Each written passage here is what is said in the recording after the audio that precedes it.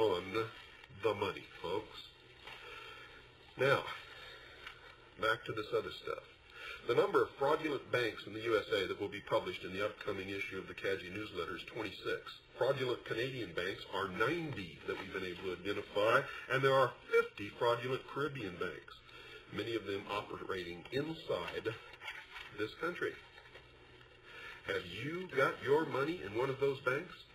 And how are you going to survive what's coming on December the 19th? Now, don't go off half-cocked, folks.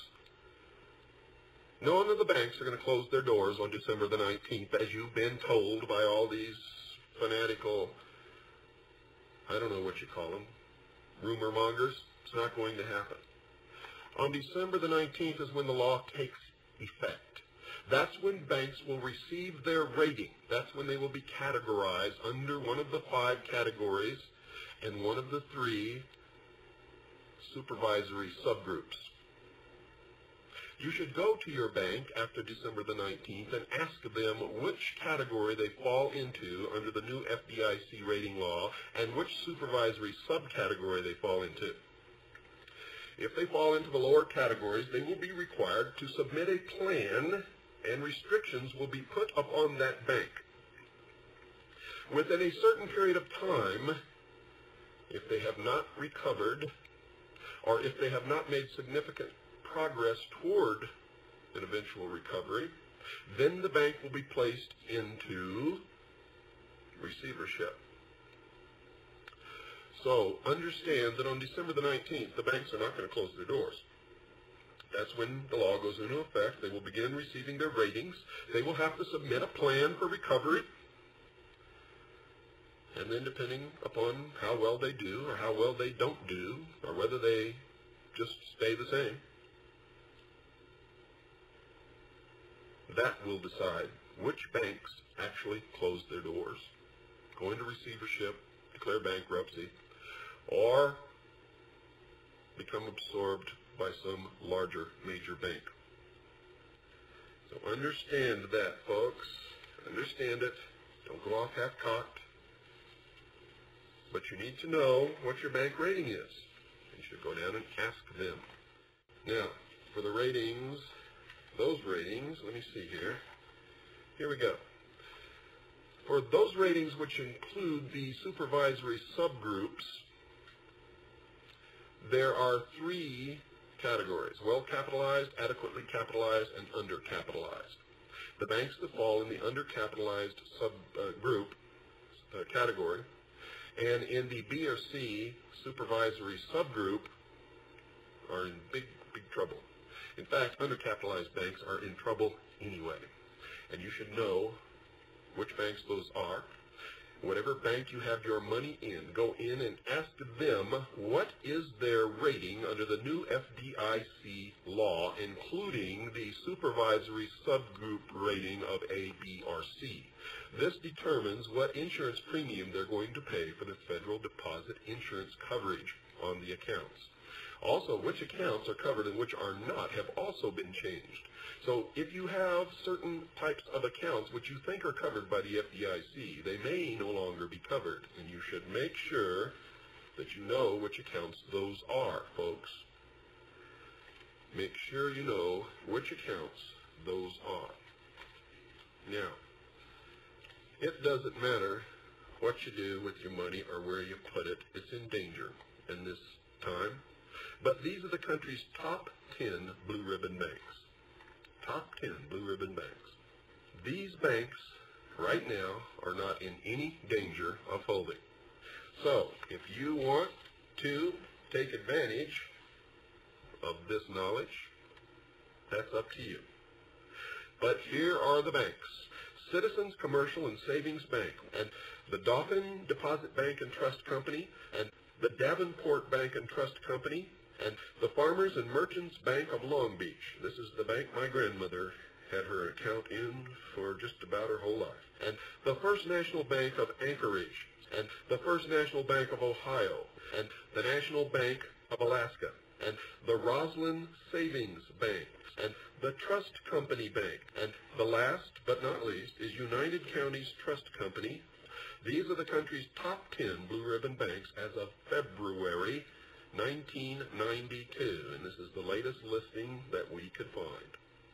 So, if you want to take advantage of that, even if you have to do your banking by mail, it's better than being in the risky position which you are in at this time. I cannot tell you where to invest your money or what to do with it, but I will tell you this. I've got many letters after the Federal Reserve program that was aired on WWCR asking me just exactly why I did not recommend numismatic coins. It's simple, folks. I just give it my grandmother's common sense test.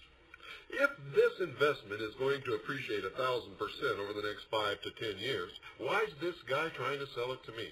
Why doesn't he hang on to it and realize that profit for himself? And how many investments have you ever seen that ever appreciate 1,000% over 10 years? I mean, come on, folks. You're taking a real chance. If you ever get involved in anything like that, that's my opinion. I'm not giving you financial advice. This is my opinion. This is what I believe. I believe it because it doesn't make sense when you give it the common sense test. None of these things ever do. You see, back during the Great Depression of the late 20s and 30s, I went back and looked at what happened to people during that time. And realistically, you want to hear the truth? People who had coin collections and stamp collections were selling them at a very small fraction of what they even paid for those stamps and coins, because they were up against the wall and they were desperate. And those people who they offered these collections to for sale knew this. And anytime you're desperate for money and you want to sell something, you always end up taking a loss because your desperation shows on your face. They can hear it in your voice.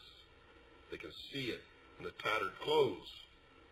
So very few people are ever able to pull it off and get real worth for what they have to sell.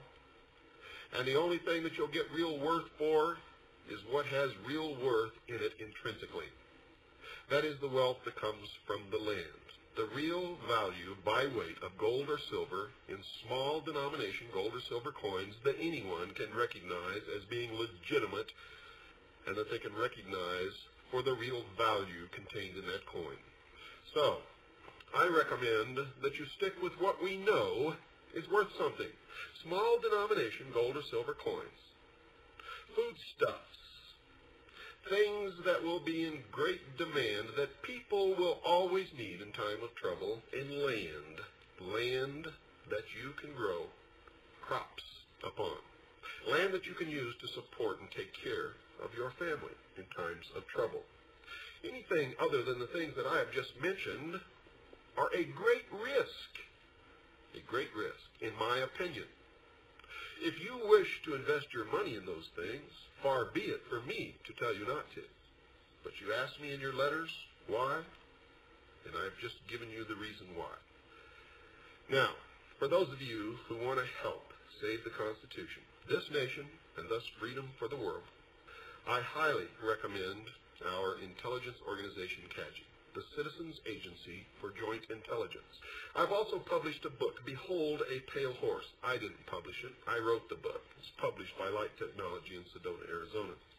500 pages of the most well-documented, most suppressed information ever published in the history of the world. I've been told that by experts.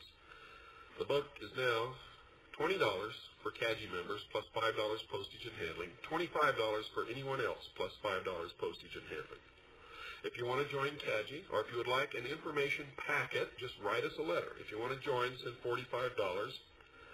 If you want an information packet, write to us and ask for it.